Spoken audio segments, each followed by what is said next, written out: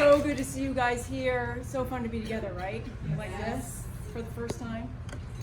The way that we came to find out about Dr. Dupree is that Patrick interviewed her last year for our Answer to Cancer series.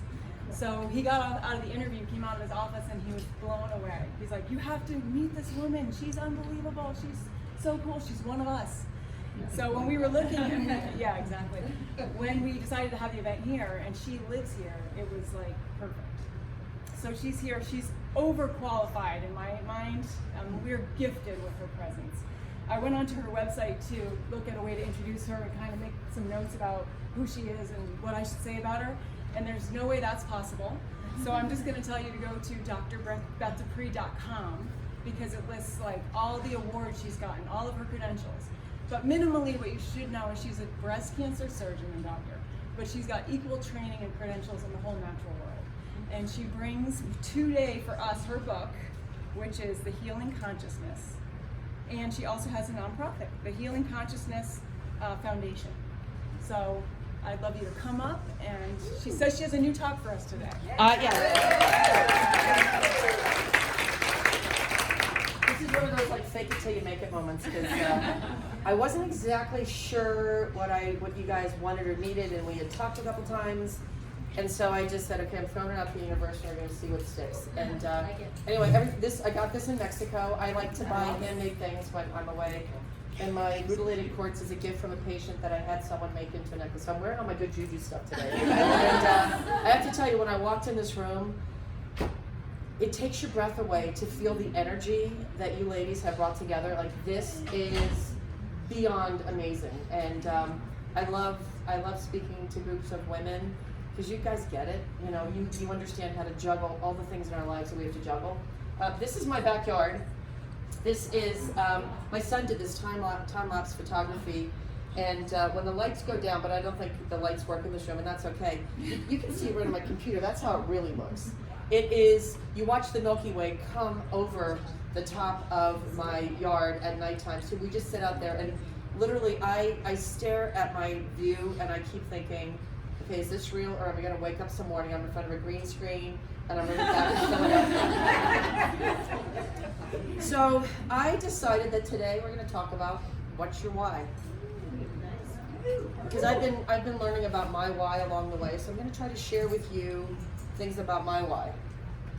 And I really think that it really comes down to defining your best self. Like, who is it that, you know, when we're no longer here, and we're no longer in physical form, and our spirits are all hanging out together, because we are going to re-meet again and again, because that's what the soul family is doing right now, is high vibration people are being brought together because we can't live in the low vibe. It doesn't suit us, and it's never going to suit us.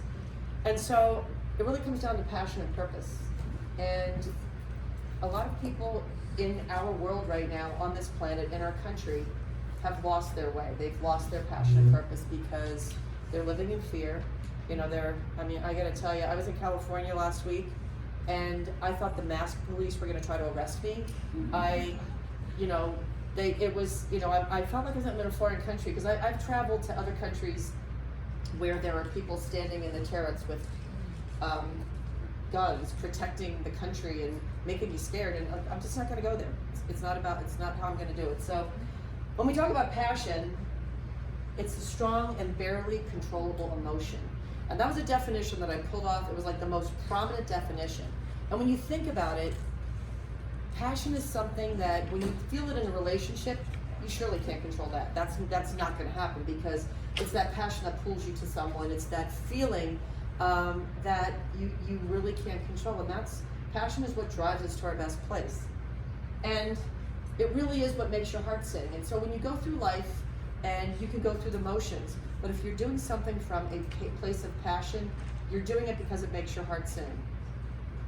And then there's the purpose. What is our purpose? And this is, what is your why? Is your purpose to be making money to put in a bank to buy more shit that you're gonna like tuck away in your house and never look at again, or to buy another pair of shoes? And by the way, these shoes were gifted to me by a patient who, she's adorable. She ended up having some issues with her spine, and her doctor said, you need to stop wearing those shoes with the heels. Luckily, she's a size 10, and I got gifted, literally, these are Lucchese's. Like, I got like 8 pairs of these shoes. And she said, come to Scottsdale and I'll give you the rest of my shoes. So I'm gonna go down with my SUV. Because I am the seventh of seven, so I am not afraid of hand-me-downs. So when you're really trying to figure out your purpose, it's like, what's your mission and vision for the world? What is the mission and vision for your life? What is the mission and vision for your legacy? Like, how do you want to leave this planet someday? I want to leave it a better place than I found it. I want to leave it with people who are healthy, whole, and complete. I don't want to leave it fearful, masked up, hidden away, under rules and regulations that are fear-based to try to make us do what we're supposed to do. And what happens is all of us together, we are far greater than the sum of all of our parts. And that's why coming together like this in women, in this group of incredibly powerful women, pushing your leadership skills, pushing the envelope of where you may feel comfortable is really important. So I got to start with my why. I got a lot of initials. I got an MD because I graduated from med school. I got an FACS because I was board certified by I became a fellow of the American College of Surgeons. And the ABOIM I traded in because I was ABIHM, which was the American Board of Holistic and Integrative Medicine. And then it became recognized by the College of Physicians. So now I'm American Board of Integrative Medicine. So I continued my training beyond my allopathic training because it just wasn't enough. You know, an hour lecture on the freaking food pyramid was shit. Believing that the answers to mental health are in Prozac and Wellbutrin and Ambien. Like, I couldn't do it. So it starts with my story. So this is my beautiful mom who just passed away May 4th. She was 95. She died of Alzheimer's, which was very sad. But she got some gifts out of her Alzheimer's, which I'll explain to you later. Wife, mother, grandmother, great-grandmother. My mom finished 8th grade. She did not go to high school, didn't have that opportunity. She had to go work in a sewing factory and make money, and she just didn't have those opportunities. But she was loving, caring, kind, and amazing, the best mom ever. And unfortunately, she didn't have me as her doctor because she kept herself at the bottom of her list. Everybody else was ahead of her. Her friends, her neighbors, and some people would say it's martyrdom. We kind of said that, my sisters and I. And then we each have some of those qualities. So if you take the good part of martyrdom where you give to other people, but you've got to remember to give to yourself. This is my dad, Irvin Leroy Bachman. He is 92, living in a retirement community. He was a pilot. He graduated from high school a year early, went into the military, never went to college, became a police officer during the race riots. I mean, back in the 60s, it was a pretty tough time, and he left before he got a pension because he was afraid that he would not be able to be there to raise his kids, and he had 7 kids. So my dad, you know, he wasn't working to get a pension. He started a cement contracting company, and he taught us the most important thing that we ever learned, is that the only limitations you have in life are those you place on yourself. If you place a limit on what you can exceed, what you can do, what you can create, you're the one that's the self-limiting process. And we also learned that, you know, spiritual growth is something that comes at a price. And a lot of times it's adversity. It's those moments in life where you have the toughest times that push you to a place where you grow beyond your wildest capabilities or your wildest dreams. So this is us. And if you look at our family pictures over the years, you can see that this dress, each of these outfits ended up on this body, which is me. And it's cool because we have pictures of every year. I just didn't want to bore you with all of them. But I lived in hand-me-downs, which is why the shoes are perfect, because they even didn't order me because somebody else loved them before I did. And I can say that I wore that dress the best of all of them. Anyway, 7 kids, police officer salary. We got our gifts for Christmas a lot of times were bought at a secondhand store. But I tell everybody I grew up with privilege because I had parents that loved me, I had food on the table, and I had a safe place to sleep at night. And when people talk about privilege, that is the privilege that it doesn't matter the color of your skin, how much money your parents had in the bank. It matters that you got unconditional love. And that is something that, although my mom was the martyr, she gave her love very freely, and it shows because all the rest of us have pulled that out too. So adversity comes at a price. And This is a picture of my brother. My brother was the oldest, so we had 7 kids in 10 years. My senior year of high school, all my brother wanted to do was teach me how to fly. He was a pilot, he was a flight instructor. I was 16 years old. I was like, what do you know, like I got, sports, I got boys, I got stuff. I didn't really need to learn how to fly. And he was so passionate about flying, all he wanted to do was share flying with me. September 30th of 1978, went out with my friends, had been having dinner at my parents' house. It was my sister Sue's 21st birthday. I came downstairs, and I was a very skinny, boobless athlete. And I came downstairs in my dress for the homecoming, which was the next week. And my brother said to me, "It's a great dress, too bad you don't have any tits to put in it," which was so typical because that was just his thing. And of course he didn't know it was going to be a breast surgeon then. And so, I don't know, I certainly would not have flipped him off in front of my parents, but it's possible that I had done that and left the house and out with my friends. That night, driving back from being out with my friends, we heard on the radio, and I know you guys have already heard things like this, where you say, there's a traffic fatality in northern York County, names are being withheld pending notification of family. And I was like, I just had this horrible feeling. I turned the station, Billy Joel's Only the Good Die Young comes on, and I said to my girlfriends, I go, something's up. Pulled into my house, all the lights are on, all my sister's cars are around the house, and it was my brother that had been killed. This is before we had airbags. It's before we had all those kinds of protections in a car. Underage drunk driver T-boned him, and as a surgeon and as a physician now on this side of it, the only way that I can get to that safe place is knowing that he was in a VW bug. I saw his autopsy report. His aorta was transected, so it was one heartbeat between life and death. And that's the one thing that we all forget, that it's one heartbeat that separates it. So my brother didn't suffer. His soul was released instantly. But, when I talk about my mom and her Alzheimer's, the gift that her Alzheimer's gave her was not waking up every day remembering she had lost a child. And that's the one thing that my dad at 92, people say, how long does it take to get over that? And it's like, never, you morons. I mean, you don't get over the loss of a child. But the gift that my brother gave me, he lived life fast. He flew airplanes. He was in the military. He drove fast cars. He dated fast women. And he lived life to the fullest. He only lived 27 years, but the gift that he gave me was recognizing that gift that's precious in every single moment. And a lot of us forget that. And so my parents, they survived the loss of a child, which is probably the greatest trauma that a couple can go through. Hardest thing we ever had to do was move my parents out of their house.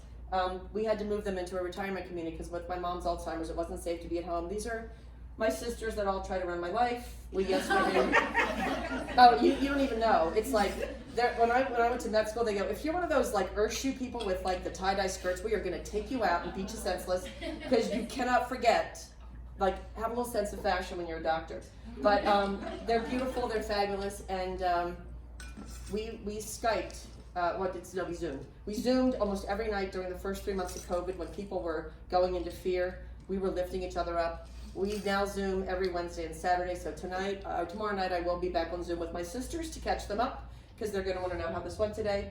And my mom, she passed peacefully in May. We were able to be there with her that last weekend, and we made Nana's playlist. It was all of her favorite church songs, and just celebrate her life and kind of get everybody back on the same page. And what was really amazing, the gift of COVID, every Thursday, she was on an iPad with us.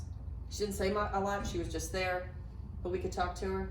And the day before she passed away, she was so clear, and she said, I want to go home, I'm ready. I want to go home, I'm ready. I want to go home, I'm ready. And I said to my sisters, I said, Mom's ready to go back to God. She's going back to her spirituality, to her faith, to a place where she can be set free again.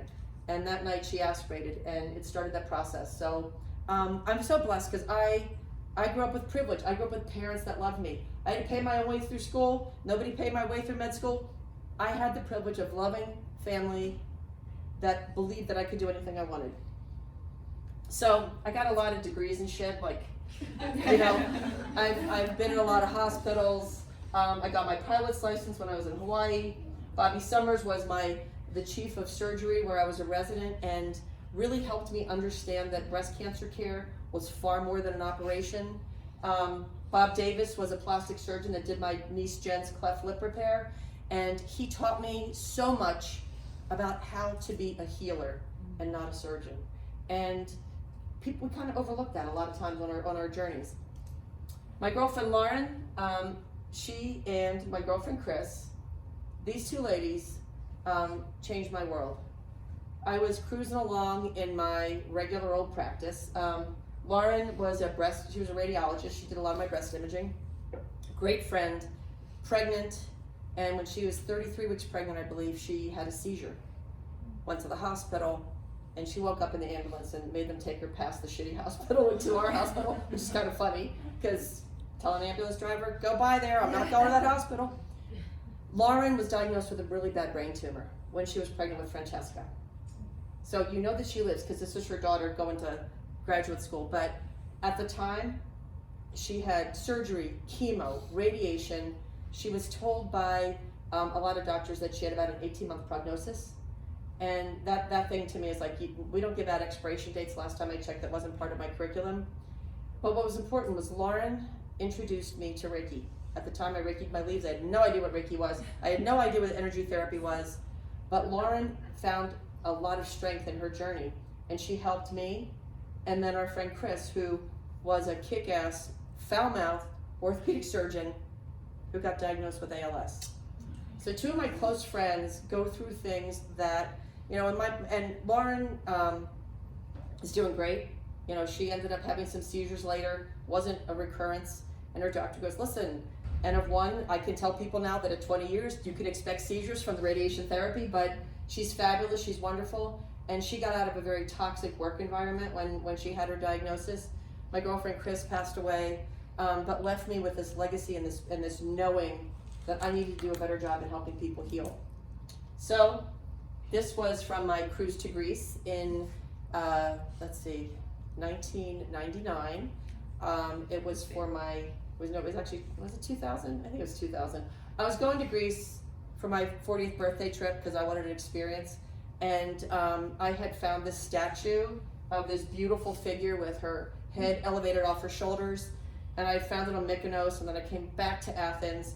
And I said to my husband, I said, I'm buying that damn statue now, because I saw it twice. So I go into the store, and I start talking about the statue and how it represents spiritual growth and how I can do all the stuff in healthcare that I want, but it's not helping me grow spiritually. And sometimes you have to elevate yourself out of your body to get to that place. And this hunk of a man stands up and he says, you know exactly what I meant when I made this statue. I'm like, shit, I was the artist. So I said to my husband, I go, that's going home with me. And I was so excited because it was so random how we ran into him. I mean, I went back to Greece later with an address and I could barely find this place. So to find him was unbelievable. And then, this is the shit-eating grin on my face because I got my way. And I was getting the statue and my husband would have to carry it home. And in the background, I saw the statue and I said, oh my God. I said, what is this? Like, what are these women? And Yanni says, I did this statue and it's about women healing from breast cancer. I go, no shit. He had no idea because my card says like diseases of the breast, but all he knew was that my Amex said Beth Dupree. He had no idea I'm a breast cancer surgeon. And I said, wow. I said, tell me about it. And he said, well, we try to tell people how to heal, but they need to be able to turn in whatever direction they need to. And each woman needs to find their own direction for what healing means to them. And at the time, I'm like, I said, pack it up, it's going with me. And I literally had that moment, and here I was on the Voyage of Enlightenment with James Van Praagh, Brian Weiss, amazing people, and the journey continued, and I was like, something had shifted in my life, and I think I had shifted, so now I was open, and I was receiving, and I was letting all this stuff come in. And on that cruise to Greece, we had rescued 2 Afghani refugees from the Aegean Sea, and they had left the horrible, horrible conditions that they were living in. It was after a meditation with James Van Praagh, and there we were on the deck of the ship. All the sails were up, and it was really quiet. And we hear these people screaming in the middle of the ocean, like, we're 3 hours off the coast of Turkey. And we bring these guys on board and we find out that they had spent all the money they had to try to get out of Afghanistan. And if they went back to Turkey, they would end up being they were gonna die. So captain brings the sails down and we hightail the ship out. And that night after the guys got off the ship, I went into the bathroom and you can't make this up. I started automatic writing and I was like, God damn. And it was like going in my journal and I'm thinking, I don't need to write a book. I don't have, and then I wrote a book. Because I started writing and it just kept coming. And I was waking up at 4:44 in the morning. I would start writing and I was like, okay, well, if this shit's gonna keep me up, I might as well just take it on the chin and say, I'm gonna write a book, but I don't have to publish it. Well, I finished the first draft of my book. My girlfriend, Chris, who had Lou Gehrig's disease, read it. And she said, you need to publish this. And she goes, people need to read your story because in the stories in your story are healing. And there was a lot of stuff in the book that didn't make the final cut because I was venting and getting, there were a lot of relationships with partners and not husband partner, but like business partners and stuff that sometimes you just gotta let go of it. So you write it, let go of it. And anyway, the book got published in 2006. And what's interesting is 2 people approached me about the manuscript right after Chris died. So she wasn't even off the planet for a week. And she was already like all over me, like get this done. So that you have the book. Brian Weiss wrote the foreword to it. I'm working on the second one, but this was a labor of love, and honestly, I still don't even know how I ended up getting it published. But I love books because sometimes books give us the opportunity to step outside of ourselves. So my friend Bill gave me this book. Bill Scarlett is a plastic surgeon. He is, a lot of the doctors I've worked with on the East Coast are DOs because I resonate with healing energy, and I think that osteopaths have a very, they come to medicine with a very different view, I think sometimes. I think sometimes allopathic medicine is so like rigid about things that we miss the boat. So I recommend this book highly, The Happiness Advantage. And the reason why I like this book is it really helped me kind of look at my life in a different way.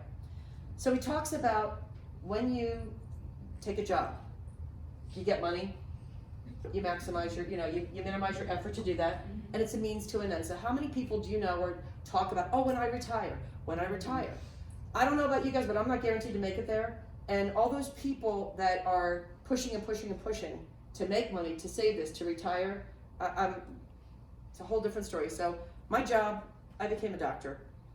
I actually became a surgeon, and pretty good one, I think. My career, though, is something where I started to get more initials. The MD, the Fellow of the American College of Surgeons, the American Board of Integrative Medicine. I got lots of experience. I've traveled the globe teaching and speaking, and kind of got some income and some influence and some prestige. And that's what careers are about. It's like a lot of people get to a career, and you guys all have wonderful careers in chiropractic medicine where you're changing people's lives and you're living your values, you're living what you believe in. And then there's a place that's a calling. And everyone's like, why would you leave Philadelphia? You're Philly's top docs, you want for nothing there, you have 10 weeks of vacation a year, you got all this support, people love you, and it was this thing right here called Sedona where I got called here. And it's something that reaches you on your soul level. And you can't describe it as anything else. A calling is something that pulls you to a different place. And it's an invitation to take a chance and to step out of your comfort zone. So, my job, general surgeon. I was a good general surgeon. I did gallbladders, hernias, thyroids, parathyroids. I hated vascular. Nobody should have to do that. I did trauma surgery, and I was very, very good at it. And it was a good job. It was a very good job. It paid well, but it didn't fuel my soul. So, fast forward, as a general surgeon, I get my first pregnant breast cancer patient. And you know how these moments in your life can change sometimes it just takes one moment. So Dawn Buck walked into my office. She was 33, 34 weeks pregnant. She had a lump in her breast, which she had felt earlier that fall. She was actually on the pill when she got pregnant. So when she went in to see about this breast mesh, she found out she was pregnant, went off the pill, went through the pregnancy, and her doctor said, don't worry, it's a fibroadenoma. A lot of women have it at your age, you have no family history, yada, yada, yada. So she goes through 30-some weeks of pregnancy, shows up in my office because she said this lump is getting bigger and bigger. So I do a core biopsy, and shitty day, as I have to tell this pregnant woman that she's got breast cancer. work with my colleague Amy, who's in that picture with us. She ended up getting the baby's lungs matured, delivered the baby. Baby Kevin is born. Worst day of my practicing career was the next day when I had to walk in and tell her her cancer had metastasized to her liver and lungs. And there she was holding her brand new little baby. And I thought, my job sucks. Because I didn't want to have to be that person to give her that news. But the gift that Dawn gave me was, Amy and I walked through her cancer treatment with her. We walked through her journey with her. This picture was taken, I was being honored with Clara Barton, I don't know, some ceiling award, I don't know what it was, but it was an award that I got, and Dawn's mother-in-law was supposed to be there. It was an expensive breakfast. They were trying to raise money. And her mother-in-law, Faith, was in the hospital with a pulmonary embolism. Dawn came, and this was a week before she died. Her baby's birthday was in April, and she was planning a birthday party. Amy and I bought her a dress because now her ascites had gotten really bad because her cancer came back wickedly. And so this was the last time I saw Dawn. And when she passed, Kevin had told Amy and I love the dress you gave her for Kevin's birthday party. I'm gonna bury her in that because she loved you guys so much. So Amy, of course, elected me a party of one to speak at the funeral. And I had planned to have remarks at her service, which was like 1 million people. The night before that service, I had these two big wingback chairs in my bedroom. And that night, literally as I'm here with you, Dawn sat there in this baby blue chiffon nightie, just like all happy and whatever. And just said to me, she goes, you have a gift. You have a gift of healing, and women need that gift. And don't think you failed me because I wasn't cured of cancer. You helped me heal. You helped me live the best life, the best year I could have with my baby. And for that, I'll be forever grateful. And don't stop taking care of women with breast cancer. So I, of course, call Amy in the morning and go, shit, I just had the most vivid dream. It was crazy. It was like she was there. And so we get to the viewing and we walk in. She wasn't in the dress we gave her. She was in a baby blue nightie chiffon thing. And I lost my shit because I couldn't speak then because I'm not speechless. And I said to Amy, I go, okay, I think that was a message. Like, it was pretty profound that what I do as a doctor and as a healer is not defined by what I did as a surgeon. And it was a transformational moment for me because I then limited my practice to breast cancer after that. And did a pretty good job. Made it on the nightly news, became a regular for spreading good news on breast cancer stuff. My dad was a cement contractor, and everything we ever did was heralded by putting your handprints there. So these handprints are still in front of the Comprehensive Breast Care Institute, which is a hospital built in Bensalem. Unfortunately, it was right before the economic tank, and I built the hospital because the hospital I was with only wanted to focus on the cancer treatment and not the patient. So I voted with my feet, and we built this hospital. And then Holy Redeemer is the hospital that I work with on the East Coast. We turned it into a transformational center. It was amazing. So, you know, when that hospital closed in 2009, it was like the worst day of my life because I thought 87 people lost their jobs, but they lost their jobs because we were trying to do something better. And who could have predicted the economic tank? Not me. Went forward to build NAPBC accredited programs because to me, I have to have healing and high quality, like I have to have the best of both worlds because otherwise we're missing out. I'll move back here a little bit for you. You miss out on the best of both worlds, and I can't, there are some people who put claims out about what they can do for patients and curing their cancer without validation. And so there's this world that you gotta walk between Western medicine and Eastern healing modalities. Just finished a clinical trial in intraoperative margin assessment, got published last week in an international journal. So even though I do all the things that I do, I'm still in that space of trying to, this technology can stop takebacks to the OR. So instead of calling a woman and saying, hey, listen, sorry, your margins are positive, you gotta go back to the OR, I get to tell someone after surgery, listen, we have evidence that your cancer's all out, and then the pathology is a validation. It's not waiting. Wrote a chapter on breast health, lifestyle modification. This is the second book that I wrote a chapter in because we were not taught about lifestyle and lifestyle risk and modification for patients. The the work that I've done in this field comes from science and it's data, but nobody wants to talk about it. Doctors don't talk to patients when they're diagnosed with breast cancer about how to prevent cancers from coming back. They don't talk about obesity and alcohol and all of the other factors that are really related. And wrote a paper on survivorship because Western medicine says, oh, 3-year survival, 5-year survival, 10-year survival. They measure survival in the amount of days that a body is alive on the planet. And that is not good enough, because if you survive cancer and you're miserable and you're not having sex and you're not communicating with your partner and you are living in your kitchen with the lights off waiting for cancer to come back, I don't call that surviving. You're barely even existing. So this is where passion and purpose collide, and for me, that's the calling. And so my job, I was a good doctor. I think I was. I think I am. My career was being a breast cancer surgeon, where I could really hone in on how to help women through a breast cancer diagnosis. But my real calling is being a healer.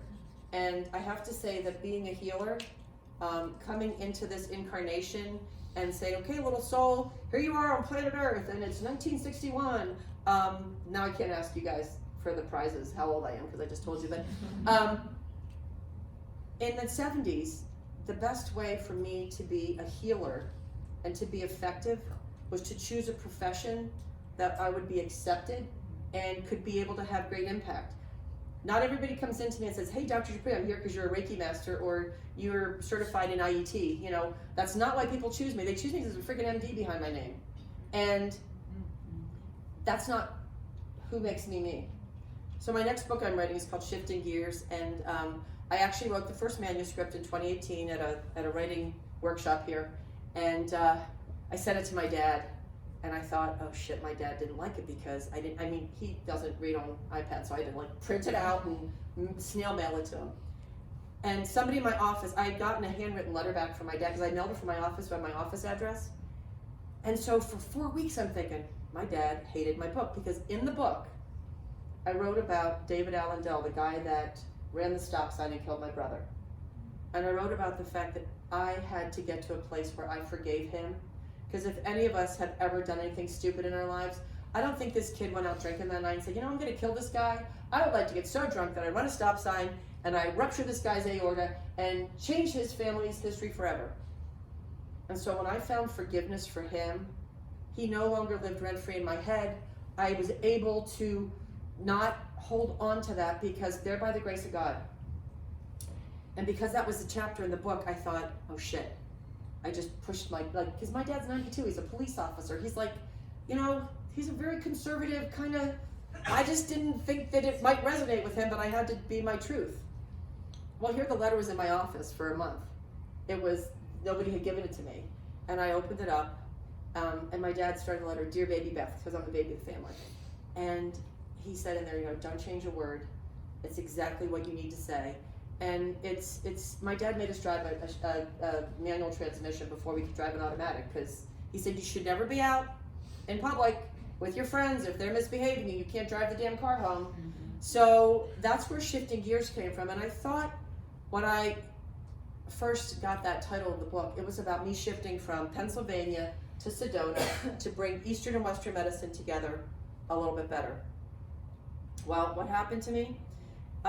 Spring of 2013, my very best friend from kindergarten, Lee Ellen, who had survived stage 3 breast cancer, which her doctor told her that she didn't have breast cancer, she had no family history, and that her mammogram was normal, but she felt a lump, and I said, get an ultrasound. And anyway, long story short, you know, she was diagnosed with stage 3 breast cancer. She's alive and well and fabulous.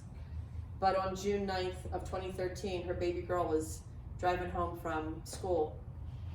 We don't know the details of what happened, but she flipped her truck and was killed instantly. And Babe was just another go-getter, and it was just one of those moments that for me, I had a year of 7 of my friends burying their kids. My best friend from med school lost her son, who committed suicide. And so when you think about mental health and emotional health, cancer's one thing, but there's this whole other world that right now I think our biggest crises on the planet are mental health, because if you don't have good mental health, you can't have good physical health, and you can't have good emotional health. And I started to see, you know, and of the kids that died, you know, 1 died of cancer, 4 suicides, and 2 accidents. And these are all kids under the age of 23. And these were not like peripheral, these were like people in my inner circle. And that was the year when I said to my husband, I go, you know what? This is my happy place. This is Bear Mountain. This is my freaking happy place. We've been coming to Sedona every year for 17 years with our kids for spring break. And I would plug my spiritual cord into the Red Rocks, and I'd get my shit recharged, and I'd go back to the crazy on the East Coast, and it didn't always last as long as it needed to, so then we'd come back 6 months later. So we kept coming back and forth to Sedona, and it was that year when, after all of my friends had lost children, we drove past this little hospital in Cottonwood on the way to Jerome, and I said, you know, I bet they have an OR, I could probably work there. And my oldest son, very, very intelligent, says, Mom, you just set an intention, you know, like this shit's gonna happen. And so I started doing my research, and everybody's like, why Sedona? I'm like, well, I got all the initials that I need. I've already been a CEO of a hospital. I've been a medical director of a program. I've gotten programs accredited by the NAPDC. I've made Philly Top Docs, which in Philadelphia was a big deal. And so what was next? And so for me, that was that move where, this is my son in 2001 when we first came here, and that's him last year. Same spot, and my kids love this place so much, and they came here year after year after year by choice for spring break. And I said to my husband, if we're going somewhere, freaking pick a place where your kids want to go. You don't go to Florida, where nothing against Florida, but like my kids don't love Florida. We don't like the humidity. So my kids were not going to be coming to Florida a lot to see me in retirement. So we came here every year as a family. We created this sense of ceremony. We created this sense of connectedness. And now my boys, they're both engineers, but they're both chefs on the side. Like they chef for themselves. Like they make their own knives out of steel. You can't make this shit up. And so every year I would do I would donate a dinner, a wine dinner at my house, and they fly out, and that was last year's dinner. They make the most incredible food. You can follow my chef. He's like Chef Boyardino. I can send it to you on Instagram. But his girlfriend, his fiance, posts all this stuff. But they're following their passions. They're following their heart. They have a day job that's paying their bills right now. So they're in their job slash career phase of their lives, which is perfect. But I see where their calling is going to be coming from. My husband of 35 years drives pink Jeeps 2 days a week for fun. So I hear about the good, the bad, and the ugly. We went on a pink Jeep tour when we first came here the very first year in 2001. And that Jeep that we drove in is still they're still using Jeep number 26, which you can't make up. But watching my sons turn into men and watching them so passionate about all the things that they're doing. They're as engineers now, they're working in one of the companies I'm working in. And it's just really cool because they're getting to share in that experience with me. So that is my happy place. That's my, I say that my patients get on the cliff, and I just had that article published called the breast cancer cliff. It's that point when patients are done their treatment and they come back to see you. And it could be any of your patients that get to that place where you've solved the issue of the physical problem, but they haven't dealt with the emotional and energetic baggage that they're holding on to. So that cliff is that point where you have to help your patients find a new way to get off the cliff. You can free fall, you can put wings on and fly, but that was my cliff, and that's my space at the top of Cathedral Rock. And for me, one of my most greatest accomplishments that I love is having created a foundation that provides healing services free of charge.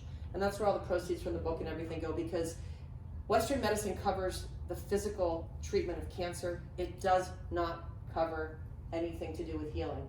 They don't educate you about nutrition. They don't give you, Western medicine does, it leaves you hanging. And I don't think it's enough to survive cancer. I think people need to thrive from cancer. And we started these Thrivers retreats, which in 2010, I dragged my sister back from Australia, who's a clinical social psychologist. She's amazing. And we did our first Thrivers retreat, and That's my sister Sue and her very small Australian friend Medita. My sister is actually not that big. She looks like a giant there. But this retreat, these are my granola girls. These women had a company that when I was working really hard as a doctor, and I wanted to feed my kids healthy food, they started a company where they would deliver the food for your week to your house, put it in your fridge. So all of my our kids had vegetables and nutritious things to eat, which I hate to say it, but the first time I came to Sedona, we went to Burger King. It doesn't exist here anymore, but I think about that because we drove into town to get my son food because he was hungry. We went to Burger King. I never went again though. I never went there again. But looking at nutrition and teaching our patients about nutrition was huge.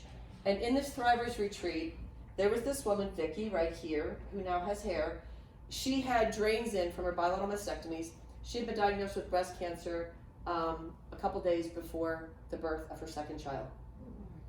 And you know how hard it is, anyone that's had a kid, what it's like to have a kid? So go have a kid, have chemo, and get breast cancer. And Vicky was a healthcare economist, and she was freaking driven. You think, I'm type F compared to her. She's A+. And she came to this retreat, and what we tried to do in these retreats was to inspire these women to let go of a cancer. You know how you guys say people want a diagnosis? I don't want any of my patients to say, if they identify as, I'm a cancer victim. Well, I hate that word. Whenever I hear that on the news, I just want to break my TV. You're not a victim. You got to be a warrior. You got to take that place. Look at it as the adversity that you grow from, not the victimhood. So Vicky and we at the time, I was working with the girls from Constant Cravings, and we were coming up with healthy meals. We were teaching all of our patients. We bought all the food, we bought all the stuff, we brought them in, we taught them how to cook. We created an opportunity to shift how people think about their relationship with food, which was amazing.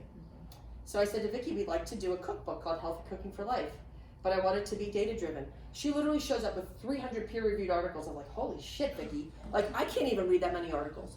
So she took those 300 articles and turned them into Viber guides, because I said I want the cliff notes. So if you look inside your books, you'll find this. This is all data-driven information on nutrition, which I didn't get any of this as a doctor. And so what we did was we put this together and give these free to our patients.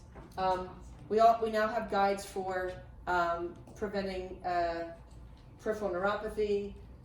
We have guides for gastric cancer, guides for metastatic cancer, increasing resilience. So I'm really proud to be part of something transformational. And my foundation funded the beginning part of this because we paid for them to be able to make this a reality. And it is a big difference because how we do what we do matters. So this was my first retreat here. This is Mago. This is your view right here. See this? Mago is a retreat center down between Sedona and Cottonwood. And at that retreat, we did shamanic breath work. We did journaling. We danced like crazy fools. We walked the labyrinth. These healing retreats are so incredibly important because it is not about the cancer. It is about helping your patients get to that place where they feel safe again. So I moved to Sedona because I wanted balance. I wanted to be able to balance Eastern and Western medicine. I wanted to be able to look at my rocks. I wanted to be able to hike. Boy, did I suck at that. I got here and I had done a gap analysis for this program to look at what we needed to do to get accredited. So I took all the data that they had, and when I looked at the data, I thought, this is gonna be easy. Because I, on the East Coast, was doing about 120 breast cancers a year. Here, with all the data, there was 87. And I thought, wow, this is great. I can really take care of these patients and give them what they need, and I'm gonna have balance, and I'm gonna have this wonderful time. But I didn't realize that coming here, I really came here because I needed to get to my true calling, which is being a healer. And it was kind of like a big wake-up call because I got here and I'm in a health system which is very focused on Western medical treatment. I have an electronic medical record that is obstructionist in trying to get through things because it's giving CMS the data. So I spend more time buffing the chart than my patients. And when I got out here, I had no idea what I was stepping into. Lack of high quality breast imaging. They didn't even follow the data. So there were women that were leaving 48 days between a screening mammogram and a diagnostic mammogram. 48, who's gonna wait 48 days? You get a mammogram that says you have an abnormality, your butt wants to be in a center the next day going, tell me if anything's wrong. So all those people that left, they had no idea about. So anyway, suffice it to say that last year, I did 251 primary breast cancer surgeries, which is way too many. I turned into a technician. I did not have any of this. I was working 16-hour days, and I said to my husband, I go, what the hell? Like, I left a practice where I was working 4 days a week clinically, 1 day a week administratively. I was supported because I had great partners. I had people around me. I had an organization that wanted high quality, high reliability, and I came here to have better balance, and I was so off kilter, and so I said, okay, shit's got to change. So February of 2020 was when I wrote my first resignation letter, because I just realized that I did not resonate with the energy of this organization, because my patients mattered too much to me, their healing mattered too much to me, and I needed to matter too much to me. Because I ask my patients, who's the most important person in your world? And they'll usually say, my kids, my husband. I go, no, it's got to be you. You've got to be the most important person in your life. And I wasn't listening to my own advice. I was putting the patients first, and it became very clear this year during COVID that I was working so much and doing so many surgeries. I had patients coming back to the office, I had no idea who they were. I had done their surgery, I recognized scars, I see the op reports, but I had become an automaton technician. And talk about devaluing yourself and dehumanizing yourself. And I'm a really freaking good surgeon, I swear, I do really good work. But God didn't put me on this planet to just be a surgeon, because I wasn't helping these people heal, and they were being left broken. And so when I realized that I needed to make a change in February 2020, this little thing happened, you might recognize called COVID. COVID hits. My friend who was recruited to go to Prescott to take care of breast cancer patients there, she had started, so they had piled up all these patients for her. And then this, with the whole COVID backup and everything, Julie was in a car accident in May 31st, 2020, and she's paralyzed her whole left side, so she'll never operate again. I inherited all of her patients, so it was like, I was like, okay, God, listen, I'm now paying attention. Like, you got my attention, I hear you, I have no balance, and I tried to soldier it out for the next year, just taking care of patients. I had a partner that started in January, but I was given a great gift this past fall, and I was really shown that healing is what it's all about. I am a healer that chose to be a surgeon, and I recognize that now, and I admit it. And you know, everybody puts that shit on their computers, like what they identify as with. Mine says healer. It doesn't say doctor, it doesn't say surgeon, it doesn't say she, me, whatever. It's healer. That is how I identify. But I had to get to that place where I could say, I'm a healer. I happen to be a doctor too. And it's never been about cutting out the cancer. I have said to every drug, every device company that I work with, give me a device that cuts out fear when I cut out cancer, because that is what matters. It is that fear that paralyzes my patients that I can't get rid of. And it's the part of healthcare that we don't focus on it because it doesn't matter, because it doesn't make a lot of money. It's really not about the disease. You guys all know that. It's the disease that might bring someone into your practice. It is an issue that they have that might bring them into sitting in front of you as a patient, but that's a symptom of something else. And we name diseases, and just like people want to have a disease, they want to have a name. I had this one patient had dysautonomia, and I swear to God, she just liked to say it. I have dysautonomia. And it's like you identify with your disease. But we're all holding on to energetic trauma, whether people want to believe it or not. Our souls, this is a long dance we've been doing. So healing is the process of making and becoming sound or healthy again. A little definition off the internet. Sound and healthy again.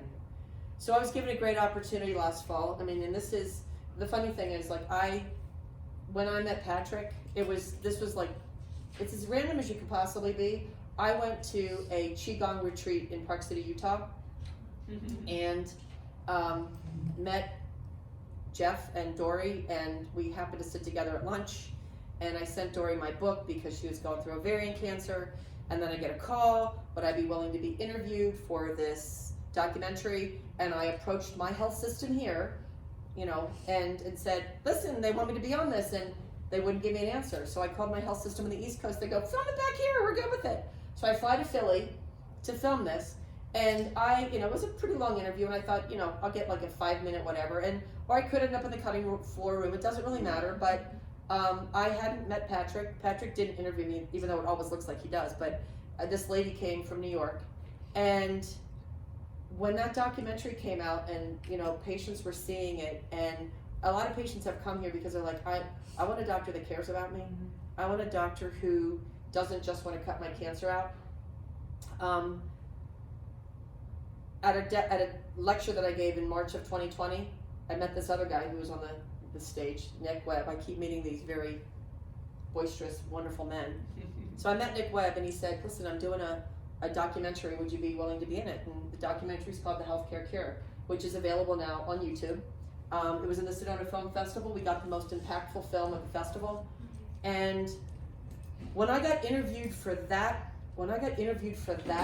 movie, I will tell you, everything shifted. Everything shifted because I had a guy whose dad was a family doctor, Chad Murdoch, was interviewing me, and the questions he asked me just dove right into my soul. And for healthcare to heal, I think physicians need to heal themselves and recognize that nutrition and exercise and a spiritual practice and some aspect of figuring out who they are inside, why they went into healthcare. To me, healthcare it's an art. There's the art and the science, and we've gotten so far to the side of the science in healthcare that we forget the healing art. So that's when I was like, okay, it's time for a vision quest, because I can't sit back. Like when I actually watched the movie, it just kept hitting me like, what are you waiting for? Like, I'm not going to get a second act in this body. Like, this is it. This is it. So I really like that, by the way. So at that point, and this was last fall, even before my partner Linda started, so I was still, 4 years of being 24/7, 365, taking care of patients, taking care of a huge volume of patients, and not doing it to the level that I wanted to do. It had really beat me up. And so I made a decision that I wanted to go part-time once Linda started, and I told her that, and I went to my health system, and I said, in January, I said, I need to go part-time. I said, I'm burned out. I gave a keynote address on physician burnout last year, and I was like 8 of the 10 slides. I was like, damn, it's like you can't give a lecture when you're part of I was like, okay, hi, I identify as being a burned out doctor. And I didn't burn out. I burn out because caregiver fatigue to me is different than regular burnout. There's a difference because you guys are all caregivers. You people love so big. I could see it just walking this room. Like, this is a big friggin' hug. You walk in this room and you just feel this juju. And I knew that I wasn't done being a healer and a doctor, but I was done being an automaton and a technician. And so I asked him for a new contract in January, and then they delay because I am a big downstream revenue producer. So why would you want to stop that, right? And they had a joint commission review, whatever, so that's delayed this. So June 1st, I went back to them, I said, here's the deal. September 1st, I'm gonna be done. I need a new contract. And I was very transparent. I said, I'm working in some new technologies, which I'm gonna share with you. I need to focus on mental health. I need to focus on wellness. I need to focus on things that make my heart sing. I still wanna be a surgeon, but I wanna do it on my terms. 1 or 2, 3, maybe the most new cancer patients a week, which is a normal breast surgeon's load. I was doing 10 or 12 new patients a week, and I was killing myself. So, fast forward, I had to follow the signs. So, on my little vision quest, I went to Mount Shasta, a little spiritual journey, which I've been on a lot of them. And we were driving into the park, and we're going up Mount Shasta. And I said to my friend Jody, my spiritual buddy, I go, "Oh my God, look at those trees! It's like they're putting on their winter coat." And she thought I said code, like as in code. And when we got up to the top of the mountain, and we started going on our little quest with this Paul of Venus, this guy with this hat, like you cannot make this shit up. Like if you check him out on Instagram, you'll laugh your ass off. He's got his hat pulled down over, he wears his dark glasses like he's a Venetian. Anyway, we're up there with Paul of Venus, and I find out that the trees are covered in, I call it dendritic moss. It looks like dendrites. And so many things in my life and in my practice, we're now moving back to what my undergraduate degree was, behavioral neuroscience. I will tell you that after doing a lecture, I got interviewed by Patrick for the film. That was in 2019. And then I remember when I did the master class with him, I told him that, I said, I'm just starting a course out of California to get trained in psychedelic therapy. And he's like, "Oh my God, we're doing another thing called Psychedelics Revealed." And I said, "Well, good luck with that, because I'm a newbie. I'm just learning. LSD was evil because I was born in the 60s. Anyway, I had given a lecture at La Berge for the Sedona Healthy World Living Conference on nutrition, and I was pulling Michael Pollan's pictures off the internet. And I saw this book, How to Change Your Mind. And if you haven't read it, it's worth a read. And in that book, he started talking about all of the ways that psychedelics were being reevaluated in the world. And so again, now dendrites are back in my life. And then the clouds started looking like dendrites. And then I actually bought a dendrite necklace, which people think it's a tree of life, but it's actually a dendrite. And for me, like, my worlds were converging, and I'm going, okay, so how are all these dendrites connected? Because I believe that they're, this stuff's got to come back to the middle. So it's all about healing. And for me, so there's a technology called, there's this big nerve, it's the longest one in your body, called the vagus nerve. There are implantable vagus devices that are being used for depression. I'm medical director of a company with a device that actually is transcutaneous. It's going to be a wellness device that'll be out in 2022. It's unbelievable. Our company's called Within Health, and this technology is going to be called Mind Vibe. And I'm not a big fan of pharma. I'm not a big fan of drugs, because I think that psychiatry has been polluted by way too many drugs that beget more drugs that beget more drugs. And so Mind Vibe, I've been working with this company for about 5 years. There's another technology that does transcranial stimulation, and it's really effective for anxiety, depression, insomnia, and we're in clinical trials with all of these.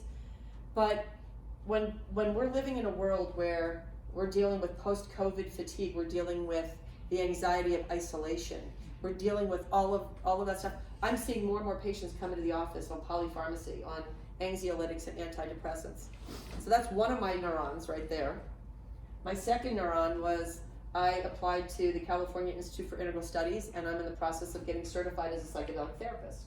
And the reason is, with the science and the data in psychedelics in cancer patients, a single session in end-stage cancer patients, 35% of people said it was the most impactful experience of their life, 85% it was in the top 3, and they had a completely different view on the world afterwards. And I mean, I was following the science. I was like, I'm not, I'm not of the group of magic mushroomers or LSDers or whatever. I'm like pretty straight-laced. I mean, I went to California and everybody has their edibles, and I'm like, not my jam.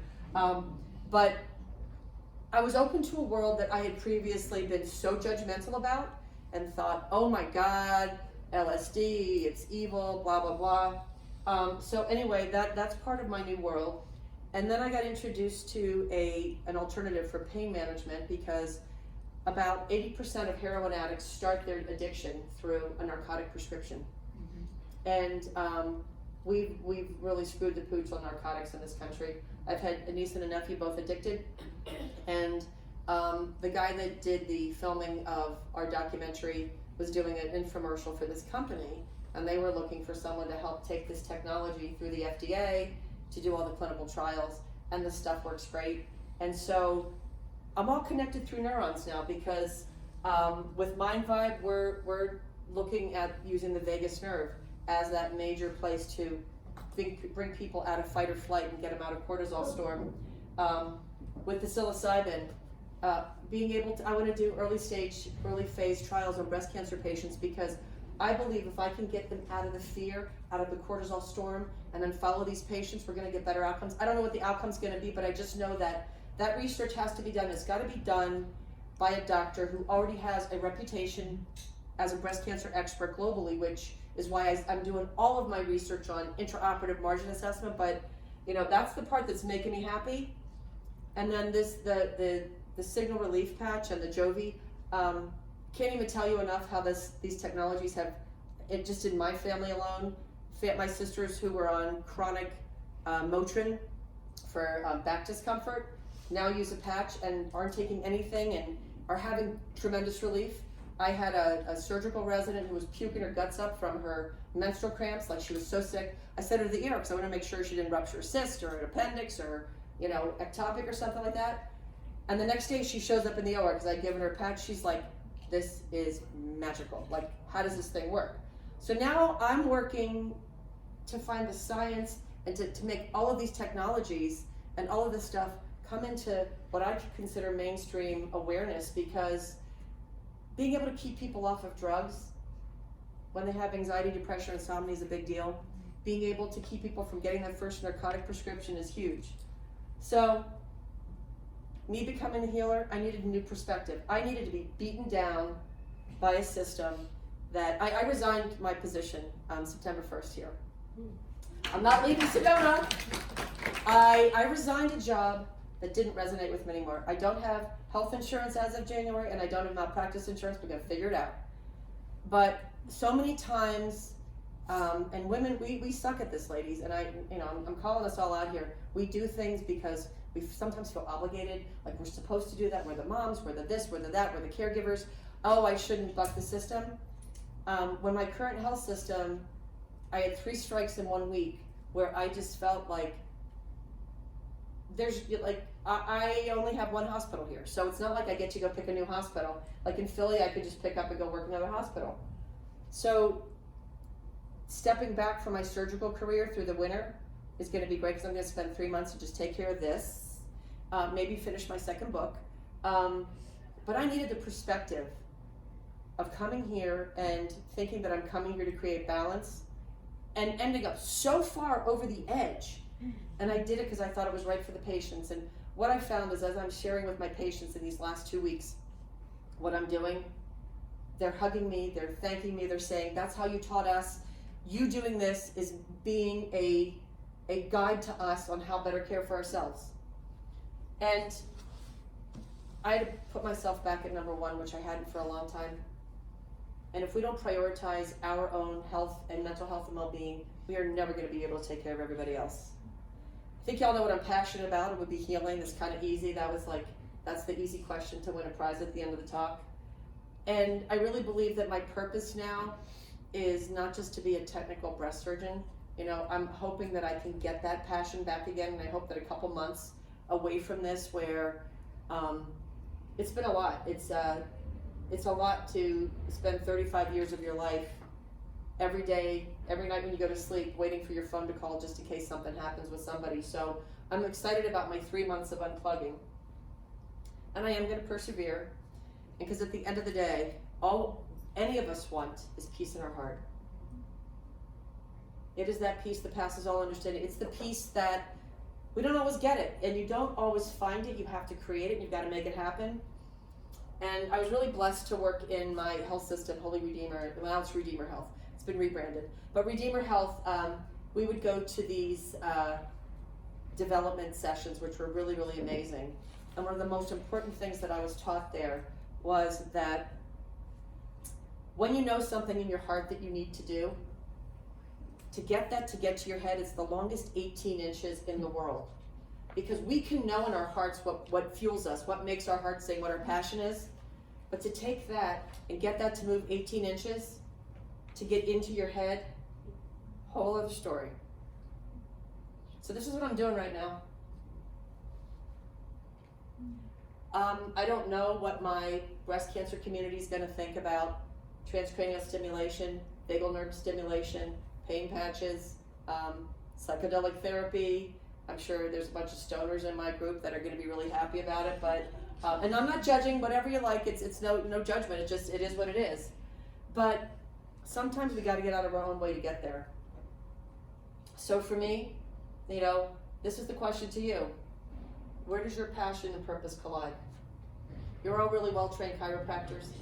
You're caring for tons of patients every single day. You're caring for your families, probably your partners.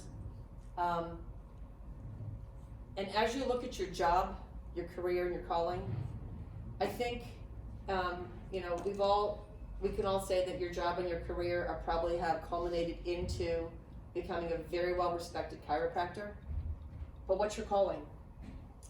And I love living life, finding something great every day, because my brother wasn't guaranteed October 1st. I don't think he knew that September 30th was his last day on the planet. He might have, because he lost an engine.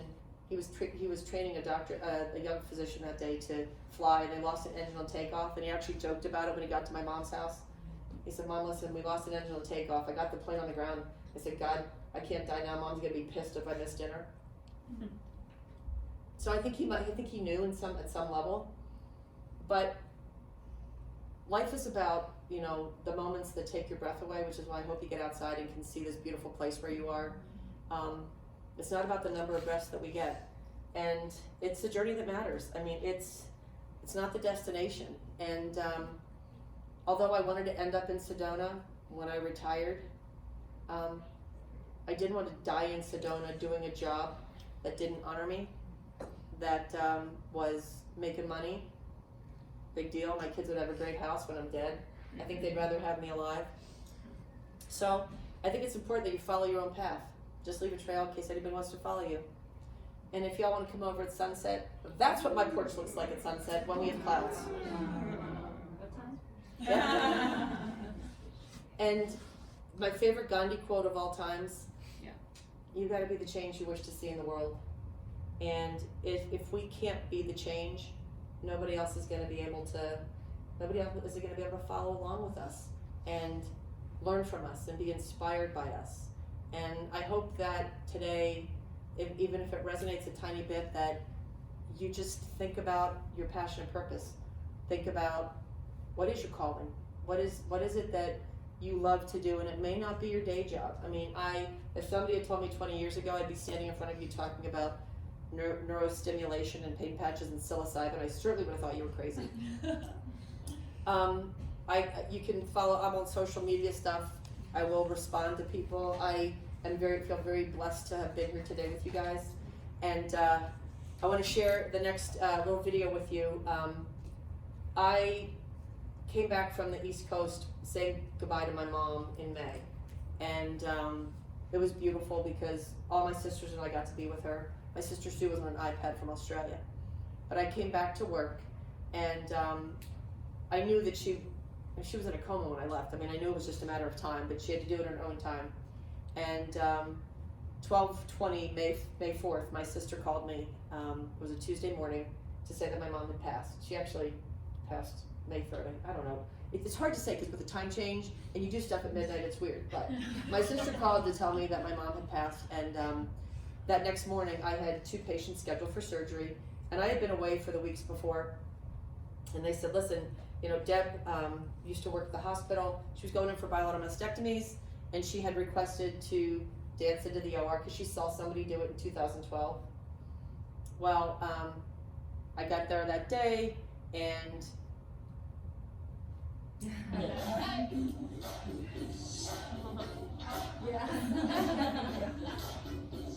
and feel free to dance. You have to realize it was a really tough day for me. I found out later that Deb's mom had died of Alzheimer's as well. And the connection and the happiness that she had.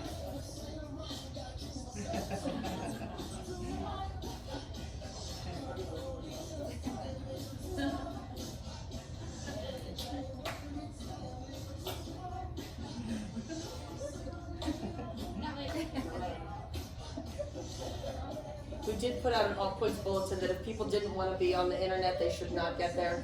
She went through patient experience, she went through the OR directors. I had nothing to do with any of that except dancing with her.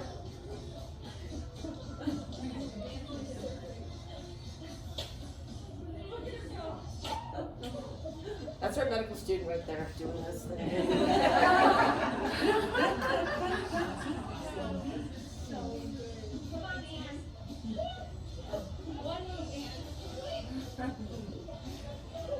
This is the video that didn't make it to the internet. This is one that the charge nurse took. Because I wanted to see the end of this. And I wish I had had this video. I wish the patient would have posted this video because it speaks to how we do what we do. And she did have skid socks on, so she wasn't going to skid.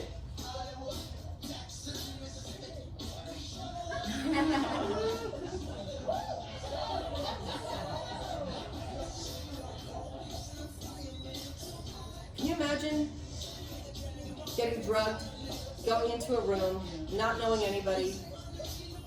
When you grab that fear, and when patients feel that fear, that's what they go to sleep with. I can tell you, she was not scared. She took no pain medicine after surgery. This whole process for her lifted her so far outside of her cancer diagnosis. And I didn't realize, I mean, she had worked in one of the departments in the hospital. She was known as Dancing Deb because she danced to everything.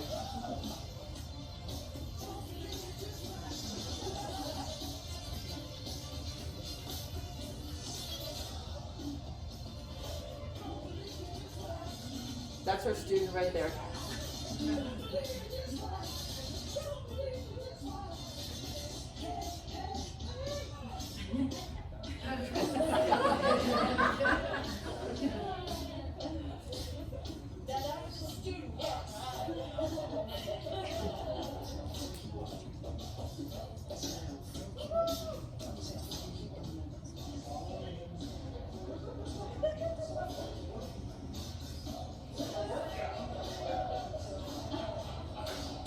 I had no idea that this video existed until after the other one got posted, but these are my nurses. These are the people that I love so much because they are the most compassionate, caring group of people. And we're all huggers. I don't care about COVID. We're all huggers.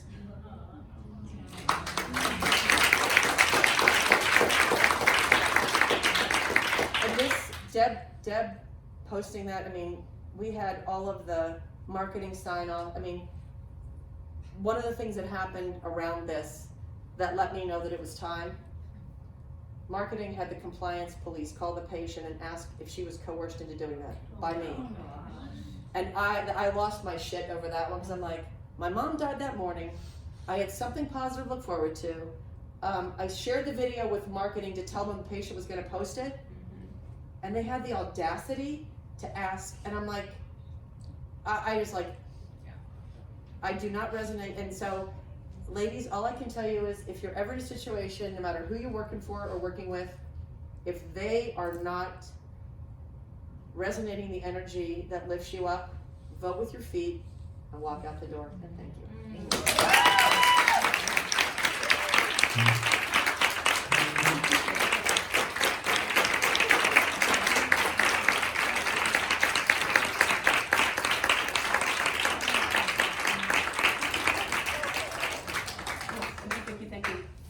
So you guys can, oh yeah, I'll turn this thing off. You can ask questions. I like the phrase